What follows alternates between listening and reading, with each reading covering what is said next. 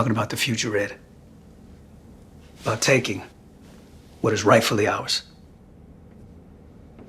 The 7th episode in For All Mankind's 4th season opens 7 days into the Helios workers' strike. As someone who is unapologetically pro-labor, I tend to get uneasy when a TV show I like ventures into this territory. And there were points as this episode was unfolding where I was just screaming at the TV, why doesn't someone offer to pay them what they deserve? But the final scene was such a pleasant surprise that I could hardly think about anything else, as X Gonna Give It To You was stuck in my head for hours. Dev's proposition to Ed promises what I enjoy most about this show: more drama. And if they can make this all work, the last 3 episodes of this season could turn out to be epic.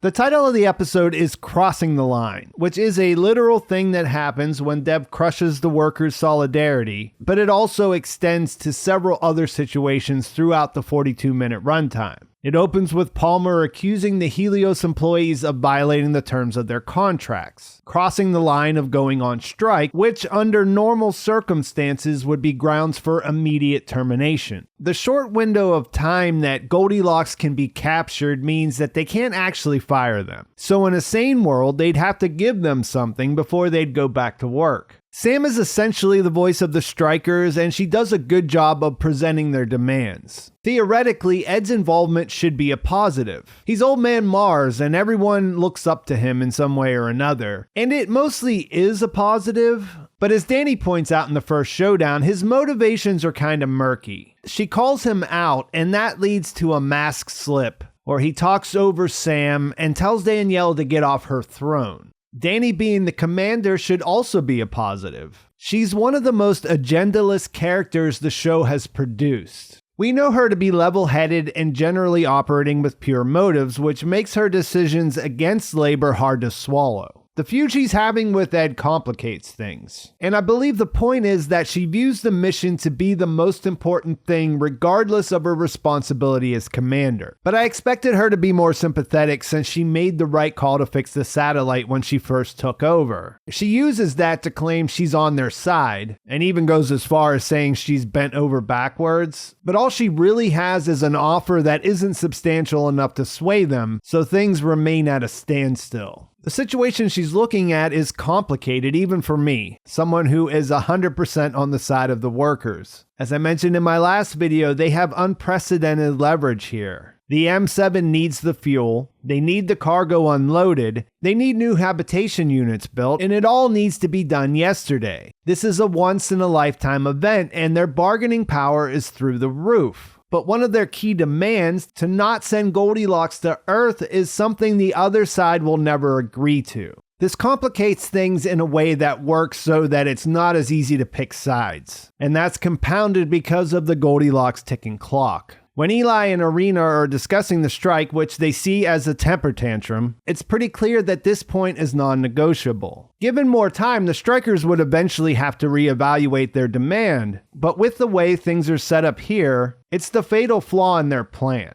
The powers that be decide they'll have to go around them, and things escalate quickly. The plan is to turn the fuel generator back on without them. The workers score a win by moving all the suits outside and blocking the airlocks with the rovers. The astronauts and cosmonauts go full scab when they realize they can crawl through a tunnel underground. They find out that the workers removed the primary gas flow regulator. The scabs decide to bypass it, which I suppose makes sense given that they think they're smarter than the lowly schlubs who punch the clock. But this leads to real disaster. Their workaround causes the system to redline and ultimately explode, and at least one life is lost in the immediate aftermath. This is obviously tragic, but it also proves the workers' point. What they do is important and can be dangerous, and you can't just expect to replace them. Removing the regulator was a smart move that makes sense in their position, and that complicates things further, because management uses that to escalate after a meeting between Eli and a new character who is credited as CIA Deputy Director Robert Burks. He says that the KGB has at least one asset on Happy Valley, and of course the CIA does too.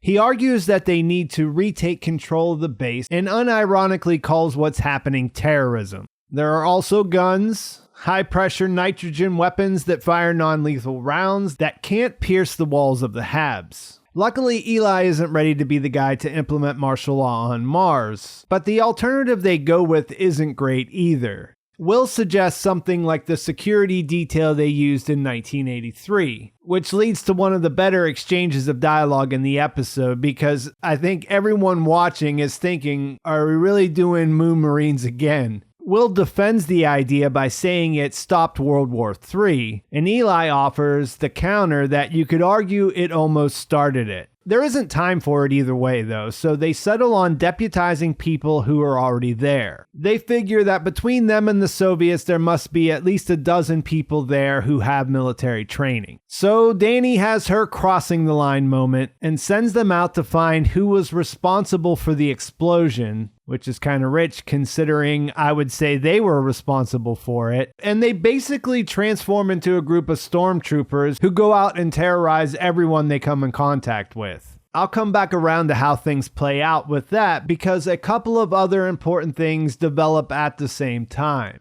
Old Moscow Margo is starting to integrate into her new job at Roscosmos. She attends a meeting and someone there mentions that they think Dev and by extension Helios serve the interests of President Gore and his lackeys. She can't contain a laugh and explains that Dev is only interested in serving his own interests. Irina backs her up on this based on their intel, which seems to address some of the awkward tension that was notable after her laugh. I'm not sure how much we're supposed to make of that, since we already know that no one on either side is likely to trust her. There's also a brief shot of Tatiana, who it looks like she's brought under her wing, where she praises her work in front of the others. After the meeting, Irina tells her that Korzhenko wants her to go to Houston to coordinate with the American capture team, and that they've arranged for diplomatic immunity while she's there. She tries to refuse, saying it wasn't part of their agreement, and Irina just flat out tells her that the agreement has changed. Unlike the Helios workers, Margo has zero leverage and pretty much has to agree to go. This is political. Korzhenko wants to make Gore look bad, and there's nothing she can do about that. One thing that's not addressed is that this does open the door for a Sergei reunion, which is something I'd like to see. Back in the States, her return is big news. In the opening of her interview about the Goldilocks plan, the Eagle News anchor quotes Dianne Feinstein, who called Margo the worst traitor in American history. Aleda doesn't appreciate getting sandbagged or finding out about Margo's return in front of a camera and proceeds to curse Zoe Chase out. Later, she tells her husband that at first she was so happy that Margo was alive, but now that she's coming back, she wishes she was still dead. I think that's fairly understandable, and I think that she has seen her, they work together, and that she does have every right not to forgive her for what happened and the way it happened and all the years in between.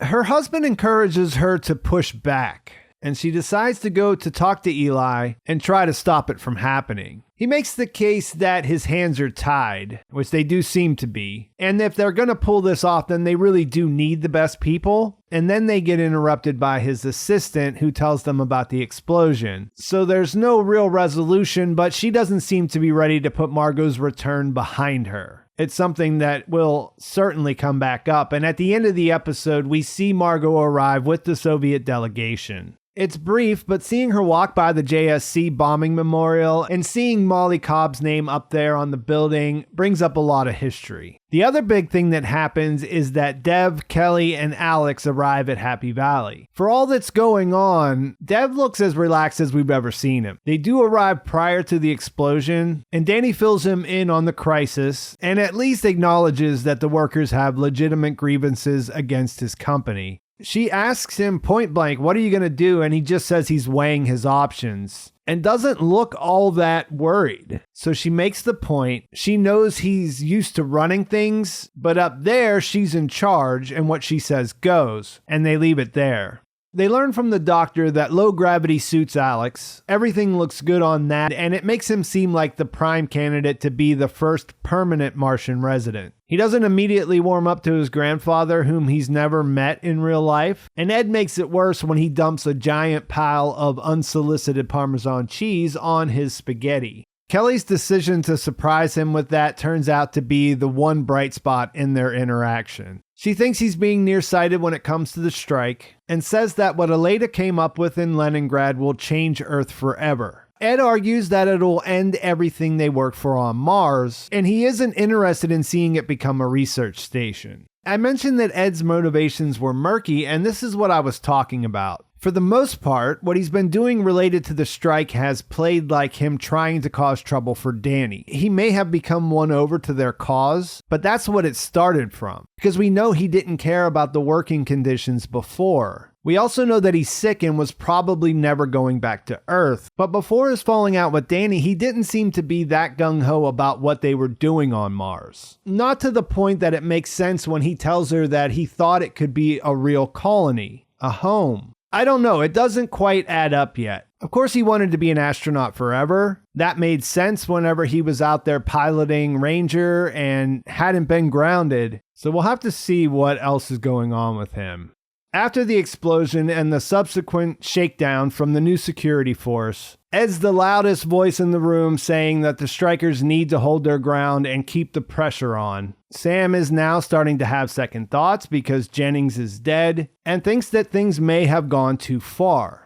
Before they can make any decisions, Dev shows up and opens a bag of Domino sugar and makes a line between him and the workers. He does what he does. He blows some smoke up their ass, telling them that they negotiated with clarity and force, and he respects that. But the truth is, if they don't resolve this right now, today, and get that fuel plant repaired and pumping liquid argon so that they can capture the most valuable known object in our solar system, then they will have failed. And he gets to the part I was talking about at the beginning of the video, that the nations of Earth will never send this asteroid to Mars. It's not in their financial interest, and space has become a business. It's about resources, it's about the bottom line, and it's about profit. He does have an offer. They'll address the workplace safety concerns, give them a 40% increase in pension contributions, plus a more generous health plan and shares of Helios stock to everybody. He also offers amnesty for anything that happened during the negotiations. And the first 100 people to cross the line will receive a quadruple payday bonus, which works out to be close to $1 million each. They just have to sell their souls since he's trying to undercut their solidarity, and given the situation, it's too good of a deal to pass up for many of the people there. As soon as one person crosses the line, just about everyone else follows suit. And Ed says, "Congratulations, Deb, you just killed Mars." He has one more trick up his sleeve though. A little bit later, he goes to visit Ed in his quarters and points out how they have a lot in common because they both want to stay there forever. And they both want to see Mars become a living, breathing society. This doesn't immediately make sense to Ed. Breaking the strike pretty much ended any chance at that. But Dev says it actually did something else. It proved that there were a few of them there who really believe in something bigger than themselves. And he says he can use that to take what's rightfully theirs and basically says, hey, let's steal this asteroid. And the look on Ed's face tells us that he's all in. So yeah, this was not something I saw coming, and it does set things up nicely for the end of the season. The first time I watched it, I had no idea how this would even work. It seemed ridiculous. Since then, I have seen a clip from the next episode that's out there on the internet, which I won't spoil here if you haven't seen it. But let's just say I'm a little more excited than I was. And to be clear, I was already excited. Like, this is a fun twist. I thought it smoothed out some of the rougher parts because it was just devastating whenever he did what he did. I know this is a pretty good deal for the workers that are in that room, but you have to think about the actual numbers involved here. $1 trillion is a million millions. So yeah, they gave out $88 million right there, but they're paying for the right to continue doing the things that they were doing, like changing the bonuses and things like that. So in my head, it was really hard to see where do we go from here then, and they did manage to surprise me. So I can't wait to see what happens next, and I think that's a great place to leave things. Please like this video if you enjoyed it. Please subscribe to my channel if you haven't already, and thanks for watching. I'll talk to you soon.